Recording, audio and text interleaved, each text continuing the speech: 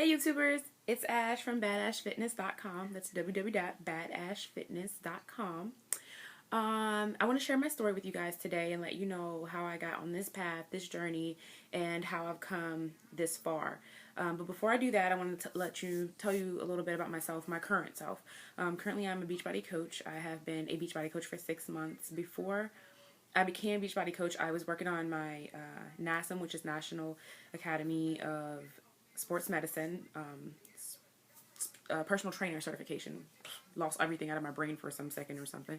But anyways, so I was getting my personal training certification, and I'm actually still working on it. I'll just have to take the test now, and I'll be all set to go. But when I found Beachbody and what it offered, and it took care of the people who are afraid to go into the gym, the people who are intimidated to go into the gym, the people who don't have time to go to the gym, as well as a way to teach them nutrition and to get at least one healthy meal each day. It fit perfectly into what I was trying to do, which was train people, help people, encourage people to get healthy and transform themselves. So when I saw Beachbody and how happy they were and how crazy of a family they are, because I'm super crazy and hyper all the time and I'm goofy, so it was awesome. So I joined right up with them and I took off and I haven't looked back. So currently I am a Beachbody coach and an aspiring personal trainer. Give me a couple weeks and I'll be back. So let me share my story with you guys. First of all, I'm now 30. I have had weight issues just about all of my life. My story really is not that different from other young girls that are overweight and women who had self-esteem problems and any other type of issues. I mean, weight is so linked to so many things, For me, the weight was something that just attached to all of my life. Like, it just went into my confidence level. Even though I was a very smart person, a very determined person, I second-guessed myself a lot because I did not have that confidence in myself. So this is like a big deal for me guys to share this with you because it's so close to me, and it's like really just bearing all, it's like walking outside naked or something. So here it goes. You'll see me looking over to the right a little bit because I have some notes because I don't want to miss anything. So, I'm not exactly reading, but I do have some notes. As a young girl, I always knew that I was bigger than the other girls. And I envied my little sisters. Even my older sister, she was also skinny, and they had the good genes. And for me, the good genes mean that you're skinny and you don't have to shop in the hussy section, and that you were born that way. You didn't have to work to be that way, and you could eat cookies, and it wasn't a big deal. Of course, at that time, I didn't know that it was, what I was eating or anything. I was born a bigger child, like literally born like almost 11 pounds. So I came out like, boom, here I am, So from a very, very young age, I've been working to be normal and look normal. And it took me a very long time to realize that there is no normal. It's me. It's be me. Be yourself. Be weird if that's what you are, but there is no normal. So as a teenager, when I realized that, I was overweight and I started to get teased and joked and I got in fights over it and things like that, and I saw that my mom was overweight, but nobody else in the family was, I actually blamed my mother and I blamed my dad because I was wondering, you guys already know I'm overweight. Why do you keep feeding me more and more food? Like, why'd you guys not put me on a diet when I was a kid? Like, you see that I was a chunky kid. So it took me a while for me to get over that, to get over the fact that I took after my mom, to get over the fact that my parents didn't take action, things like that. And it was just something I had to deal with, like I literally got into altercations, and if I would get into some kind of a fight or something, the first thing they bring up was fat jokes. And it's like, that's my only weakness. Like, I'm smart, I work hard, I'm athletic.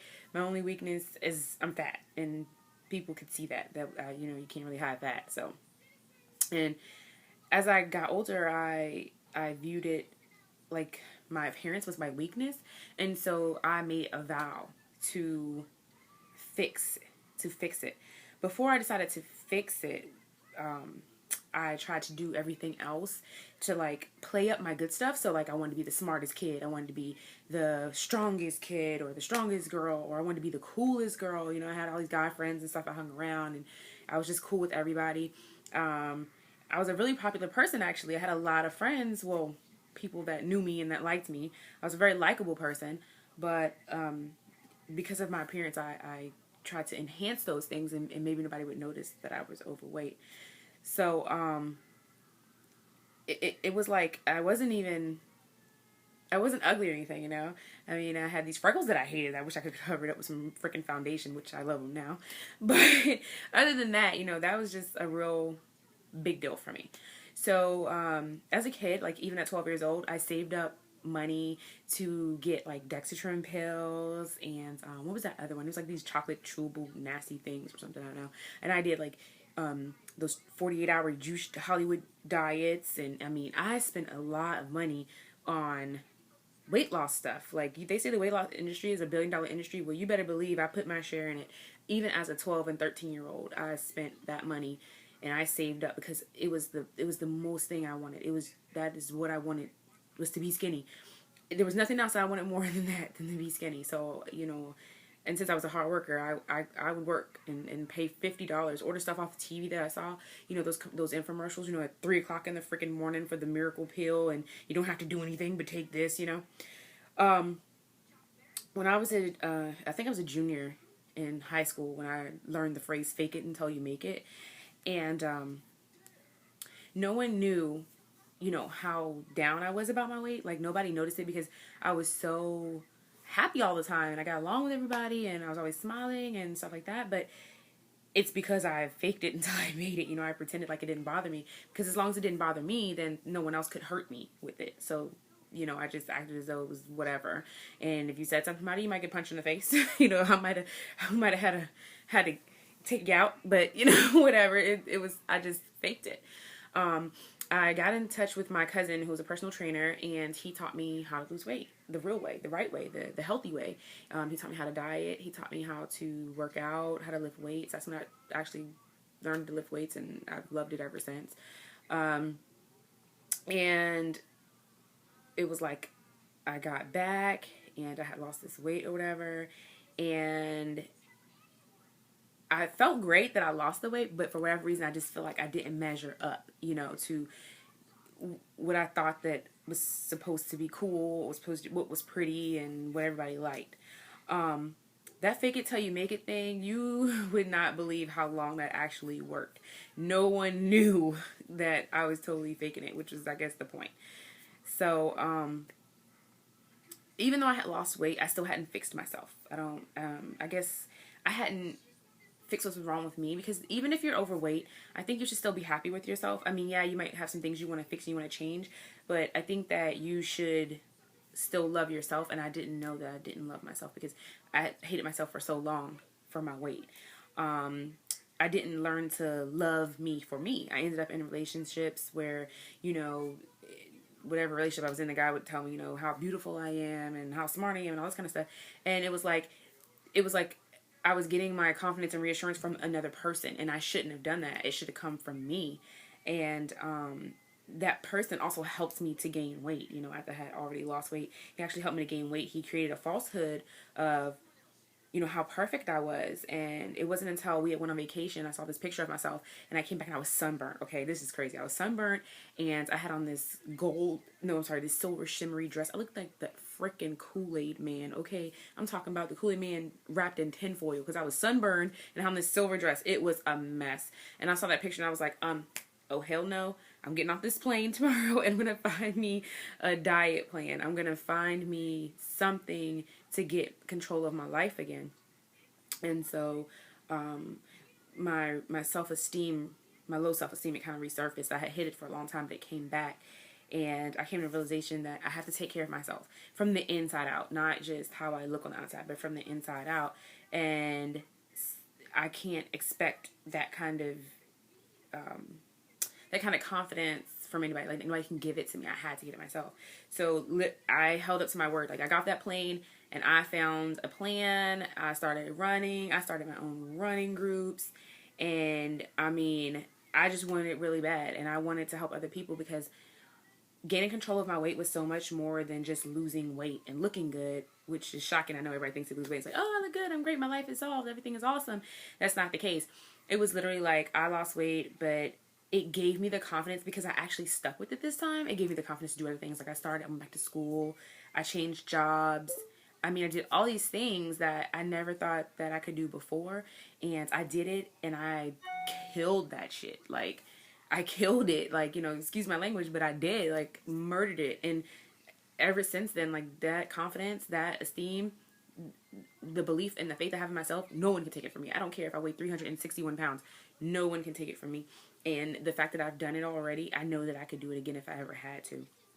But what was the most beautiful thing of all this was that I all of a sudden wanted to help mainly women, but anyone, you know, I wanted to help because I knew what they were going through. I knew what overweight women that had low self-esteem were going through, or even women that necessarily were overweight, but, you know, just didn't believe in themselves, didn't have confidence. And I knew what they were going through. I knew how I could help them. You know, I knew that if I could show them one way to make a goal and believe themselves and accomplish it, that they would know that they can do it in all areas of their life. I don't care what it is, a relationship, work, how you look, you know, whatever it is, you could do it.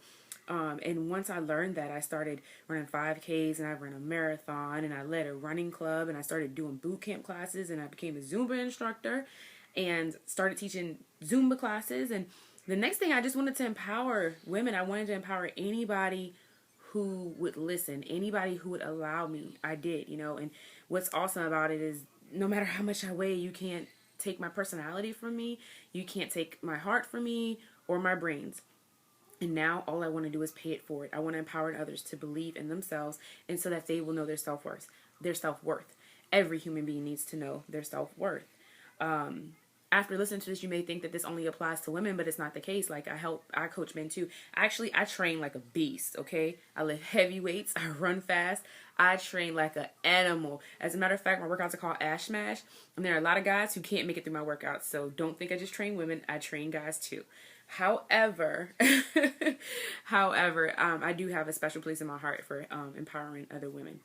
But that is my goal, and that is why I love my job as a fitness and lifestyle coach. I just say I'm a fitness coach, but I'm a lifestyle coach because I teach you how to live your life all around. Like, I show you how to make the best of your life, how to be positive, how to get rid of the negativity, and nothing makes me smile harder or get more excited than helping my clients find their happy. So that's my story, and I hope I touched somebody, and it was rather long, so I appreciate you watching for this long. And I have some challenge groups coming up. As a matter of fact, I run them about every between 45 and 60 days, or 30 and 45 days, I'm sorry. So if you're interested, please like this video, share this video with other people, like it, comment, whatever, and feel free to Facebook me. I am Ashlyn, Ashlan, Middleton, Middleton, on Facebook. I also have Badass Fitness like page where you can like me on Facebook there. And my email is badassbeauty13@gmail.com. So I hope to meet some of you guys and get to help some of you guys, and hopefully we can work together and make some changes. Thanks for listening. Peace.